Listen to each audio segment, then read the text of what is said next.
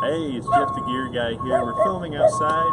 We've got some extra noise from shipment getting dropped off and some folks walking by. So I am here to talk to you guys about our new backpack. It's our LifeShield Backpack, and I've got it on right now.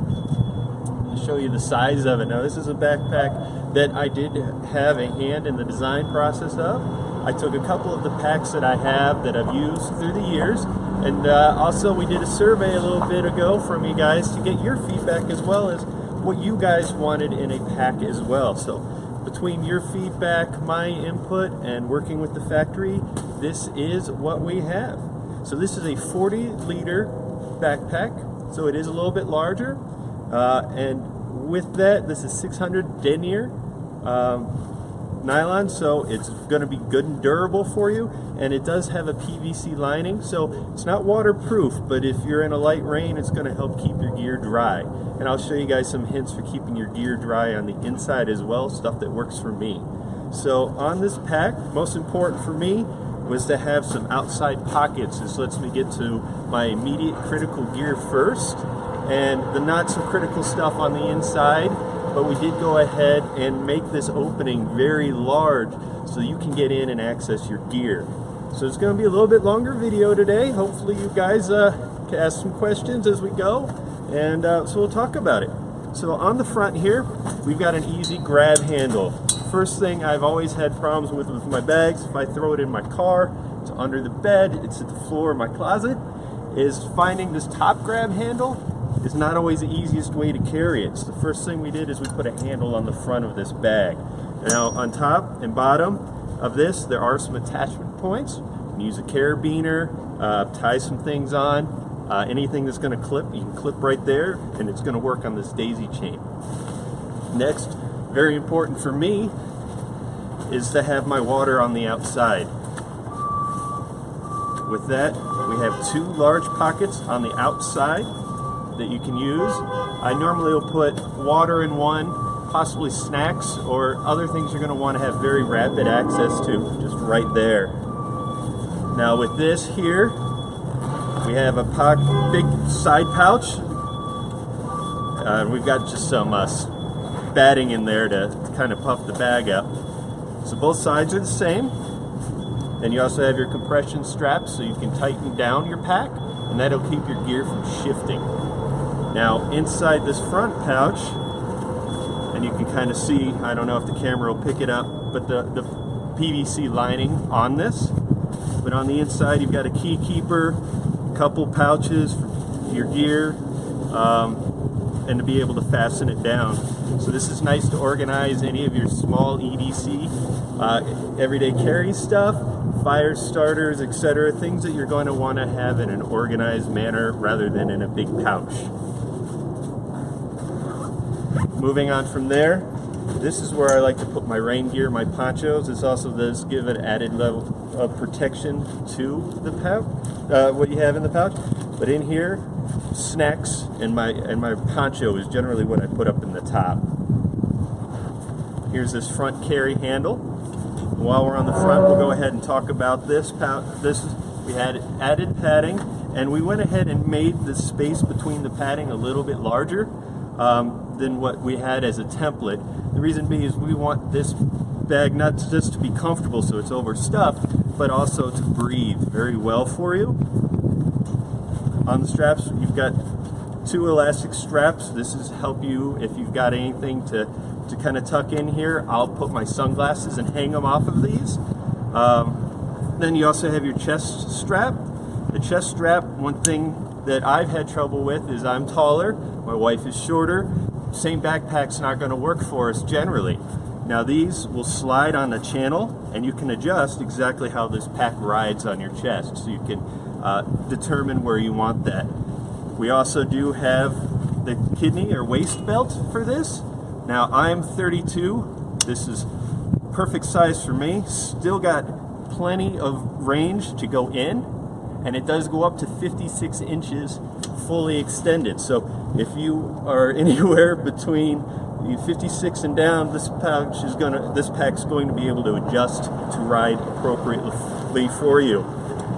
Another thing that I mentioned was being able to get in here and get at your gear. So you can arrange the zippers in a couple different ways. One is to go ahead and put the zippers to the side, and now this lets me just have a side access, and I can get in to my gear.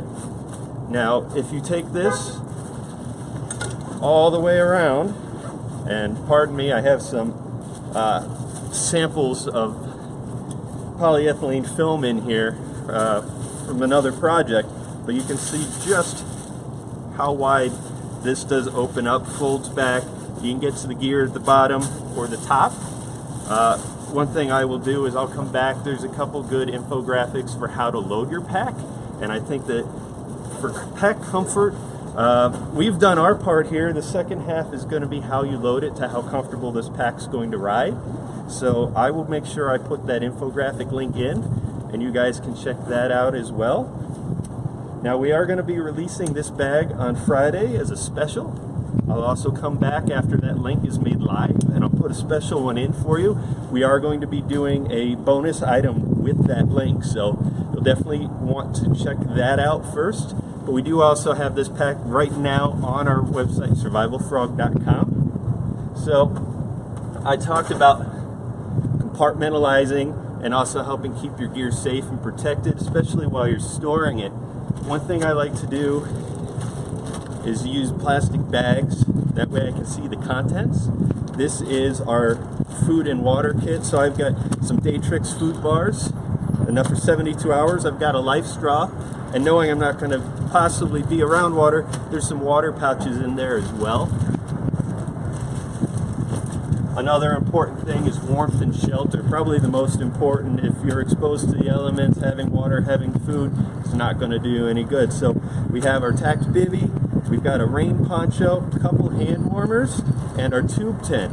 Now the hand warmers work great, especially when you throw them into this bivvy. We did test it out at the retreat, and it does get very, very warm. So you've got enough for 72 hours of warmth with those 2 heat packs.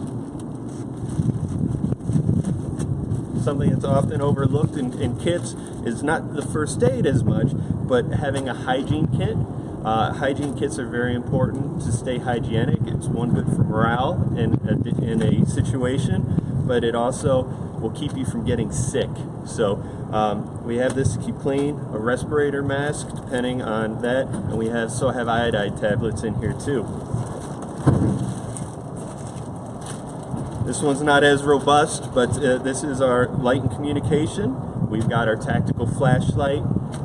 We've got a RKA 208 radio, which I love for the size. We've got a candle, matches, and a chem light, so you can signal and see in the dark, also stay warm, and hear what's going on around you. And then finally, we have our mess kit. So this has got our pocket stove, redundancy with the matches, because I believe it's important to have redundancy of important items, especially fire starting. Our spork, and then our camp cup. The camp cup's great because you're able to heat up your food, you're able to dip it into water, boil it with this pocket stove, and you have a way of generating additional water outside of that life straw, making yourself a cup of tea with some pine needles, just something, again, for morale boosting. So those are the kits that we have that I utilize and kind of how I pack them, and then they all fit very well in this bag. There's room for a sleeping bag, extra clothes, any personal items you may want. That's something else I also recommend is if you've got children, a coloring book and crayons is going to do you wonders. A deck of cards, something to kind of distract, and if there's an emergency situation, once you're safe, to go ahead and kind of relieve some of the tension and the pressure. So that is it. This is our LifeShield Backpack. It is in a coyote tan color. Reason why we chose this color is it blends in, but it is not camo, because last thing you want to do is look militant or have any molly webbing. I personally like the head, but that's on my hiking bag, not on my go bag, because I want to not stand out. I don't want to have a target on my back. People knowing that I have all these supplies in my bag makes me look like an easy target, and I have what people want. It's the only thing that denotes it is our frog on the back. So I think I covered it all. So Thank you so much, guys. Again, I'm going to put that link in Friday, special deal on the bag for you.